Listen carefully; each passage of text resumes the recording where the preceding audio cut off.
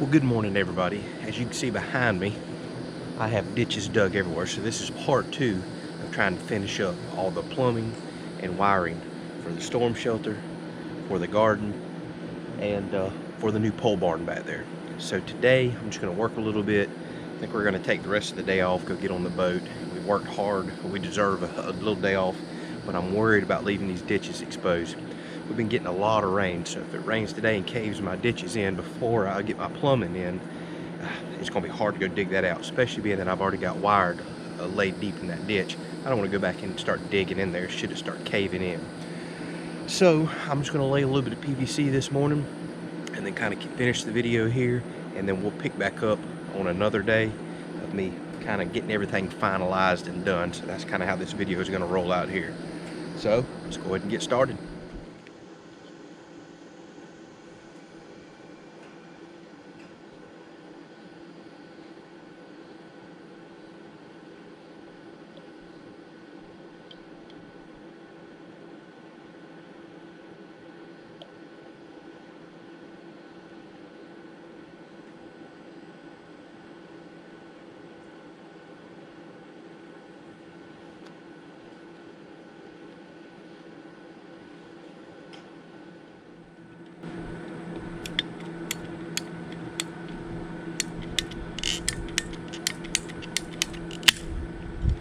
Father and I were just talking about these yesterday. What a wonderful invention.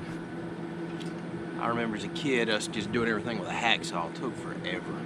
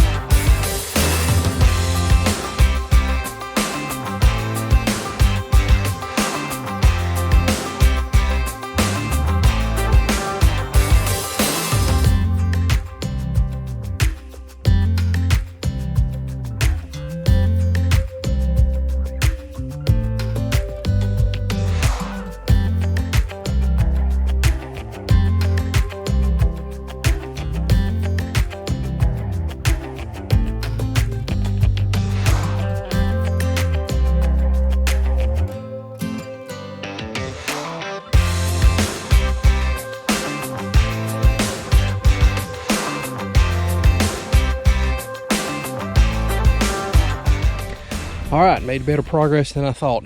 All of the PVC is officially in the ground now. So I'm gonna throw a little dirt on top just to keep things from shifting. We're gonna hit the river. What I did here was just cap the end off. I don't think I wanna get to running PVC up for a spigot I'm gonna put out here until after I get the walls up on the storm shelter. Because the storm shelter is gonna overlap the outside of the concrete, and I wanna get my spacing all correct. I can always cover this up, dig up a foot or two, cut off, you know, put a union on right there and run that. So I've capped it off now. So probably to wrap this video up, I'll come back tomorrow, put all my spigots in, check for leaks, and then cover everything up. Then I've got water out to the garden now. That's nice. No hose drug across the yard. And I'll have a couple spigots down there at the barn, one that the camper will hook up to, and one I'll leave a hose down there on the very end for washing the tractor off, disc, things like that, kind of making a mess out there in the field would be the good spot to do it. And eventually, like I said, we're going to use that water for the horses that are down there to water them. So, pretty happy with everything I see. I'll go ahead and mention it now. I probably should have run the trench while I had the ditch witch, but I'm still undecided. I think I'm actually going to do a spot on the other side of the fence here for a traditional in-the-ground garden. I know I got away from that and went to raised beds. I love raised beds, but I think I still see use for an in-the-ground garden for things like cantaloupes, watermelons, maybe even cucumbers. Of course, I'll probably trellis the cucumbers out here. So that's something I'm thinking about for the future. So I may wind up running water from there on. And I tell you what, while I'm thinking about it, I think I'm gonna go ahead and put a T in right there and cap it, because it's about impossible to put a T in later once all your water lines are buried and you can't push them one way or another. So now that I'm thinking about it, now's the time to do it.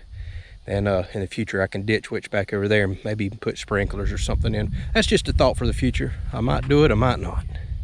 All right, so what I did is I just put a T in there with a little cap and piece of pipe sticking out running that direction.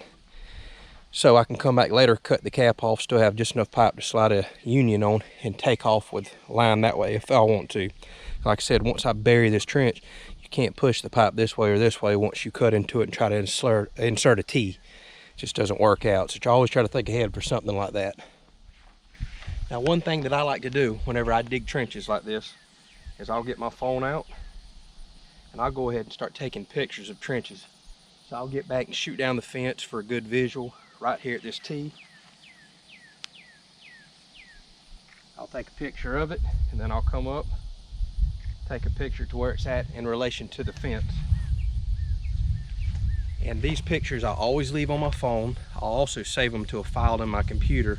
And another good thing to do, my father's the one that taught me all this, what he used to do back before phones and all, he'd take some quick measurements, draw out on a piece of paper. I always keep a book in my shop too, in my little manual cabinet.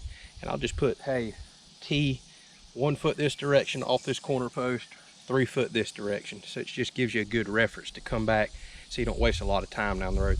It's real good to do for septic tank clean outs, cut off valves, things like that.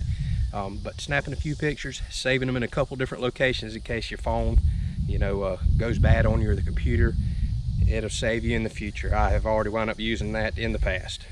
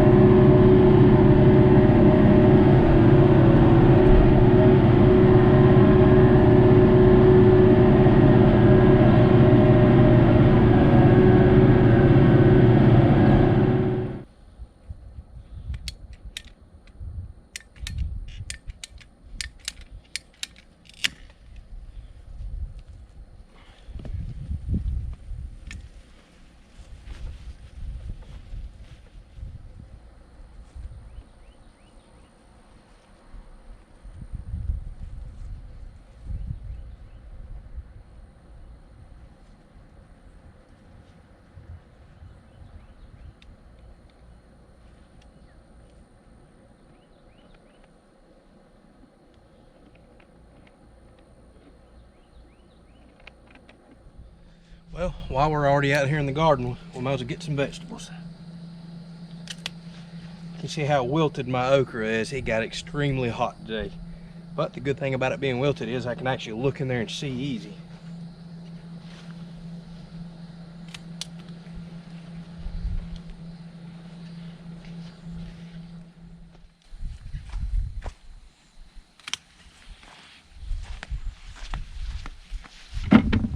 Pretty good cutting today. These beans, I've needed to pick them for a couple of days. Go ahead and grab some of them.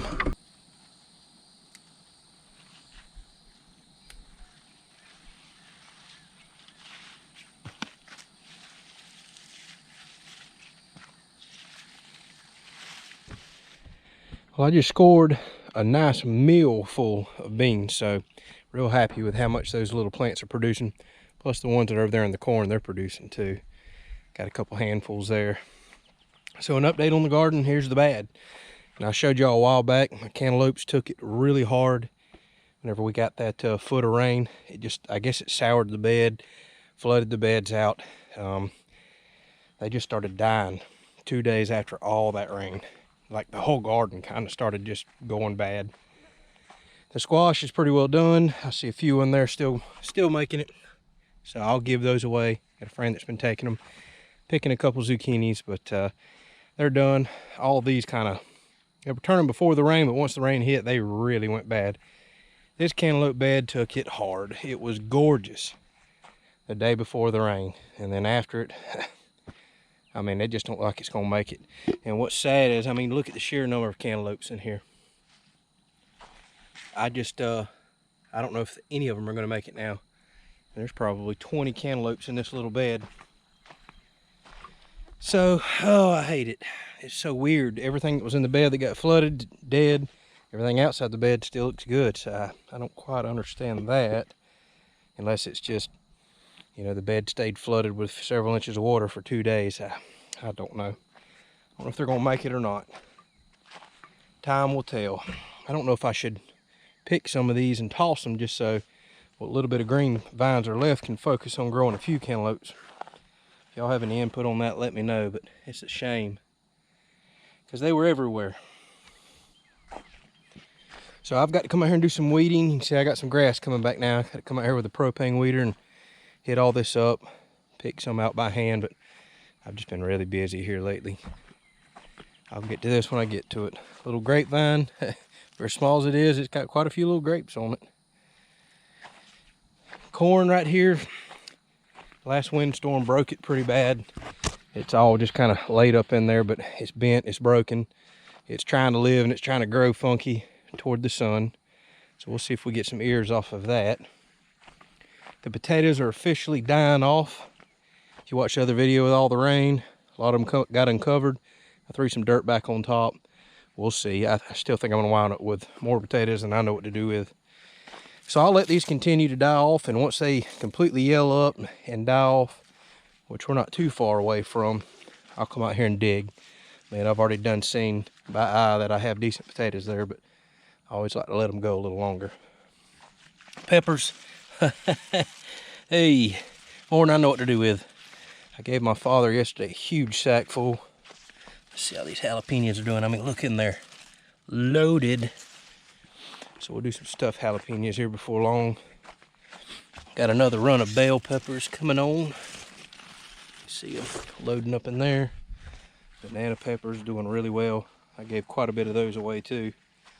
And corn. Stalks don't look as good as they used to, but it looks like the corn's filling out. Time will tell if all the corn fills out. I just don't know if it will.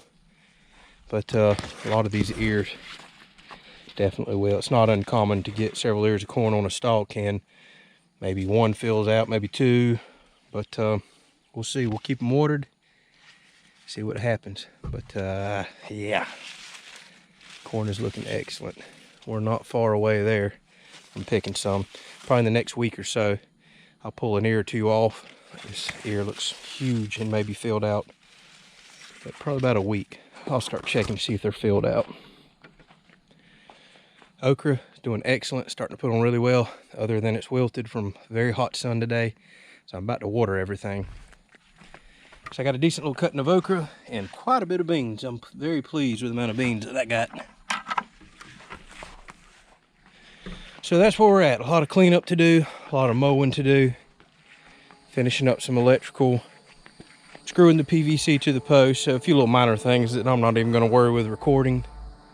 And we're going to move on to the next project, which is, I have been trying. I started to get ready to move everything into the shop the other day, the pole barn. Started pouring rain, popping lightning left and right. So couldn't move nothing in here. So that is going to be the next project that I'm going to jump on tomorrow. It's going to be official barn move-in day. Then we got to mow that field you're looking at.